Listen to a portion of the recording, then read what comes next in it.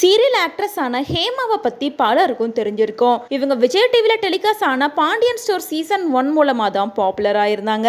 இவங்களோட சொந்த பேரான ஹேமா அப்படின்ற பேரை விட மீனா அப்படின்ற பேர் தான் இவங்களுக்கு இப்ப வரைக்கும் ஒரு பெர்ஃபெக்டான நேமா இருந்துட்டு இருக்கு. பாண்டியன் ஸ்டோர் சீசன் 1ல வேற லெவல்ல நடிச்சிருப்பாங்க. அதை தொடர்ந்து பாண்டியன் ஸ்டோர் 2லயுமே மீனா அப்படின்ற கேரக்டர்ல தான் நடிச்சிட்டு வராங்க. சோ இந்த நிலையில இவங்க ரீசெண்டா ஒரு இன்டர்வியூ கொடுத்திருக்காங்க. அதுல அவங்க பாண்டியன் ஸ்டோர் சீசன் 1ல நடிச்சதுல இருந்து பட வாய்ப்பு கிடைச்ச வரைக்கும் நிறைய விஷயங்களை ஓபன் அப்பா பேசியிருக்காங்க. பாண்டியன் ஸ்டோர் சீசன் 1ல நான் நடிக்கும் போது எனக்கு ரொம்ப கஷ்டமா இருந்தது. சீரியல்ல பிரெக்னெண்டா இருக்கும் போது நான் நிஜமாலுமே பிரெக்னெண்டா இருந்தேன். டெலிவரி டேட் கிட்ட நெருங்குற வரைக்கும் நான் தொடர்ந்து ஷூட்டிங் ஸ்பாட்ல தான் இருந்துட்டு இருந்தேன்.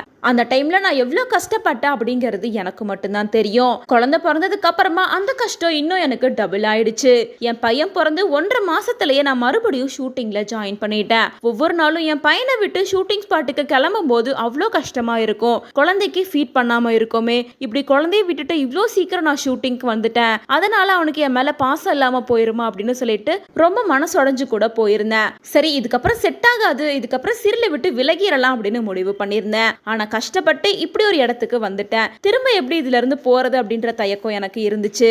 அதே நேரம் என் வீட்டுல இருக்க எல்லாருமே எனக்கு சப்போர்ட்டா இருந்தாங்க.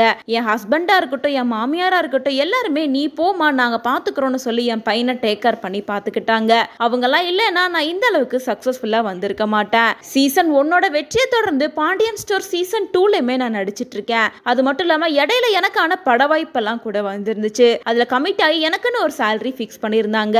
ஆனா ஷூட்டிங் ஸ்டார்ட் பண்ணதுக்கு அப்புறமா என்னோட சம்பளம் இவ்வளவுதான் கொடுக்க முடியும்னு சொல்லி கம்மி பண்ணிட்டாங்க. இந்த சம்பளத்துக்கெல்லாம் என்னால நடிக்க முடியாது, எனக்கு பேசினபடி சம்பளம் கொடுங்கன்னு சொல்லி கேட்டிருந்தேன். அப்ப என்ன எல்லாருமே ரொம்ப அசிங்கமா ட்ரீட் பண்ணிட்டாங்க. உன் மூஞ்சுக்கெல்லாம் அவ்வளவுதான் கொடுக்க முடியும் அப்படின்ற மாதிரிலாம் பேசிட்டாங்க. அந்த இடத்துல நான் மனசு ரொம்ப உடைஞ்சு போயிட்டேன். இதுக்கப்புறம் எனக்கு இந்த மாதிரி ஒரு வாய்ப்பெல்லாம் தேவையில்லைன்னு முடிவு பண்ணிட்டு நான் பாண்டியன் ஸ்டோர் சீசன் 2லயே கண்டினியூ பண்ண ஆரம்பிச்சிட்டேன். எனக்கான அங்கீகாரம் கண்டிப்பா கிடைக்கும், அது கிடைக்கிற வரைக்கும் நான் வெயிட் பண்ணிட்டு இருக்கேன் அப்படின்ற மாதிரி ரொம்ப எமோஷனலா இந்த இன்டர்வியூல பேசியிருக்காங்க.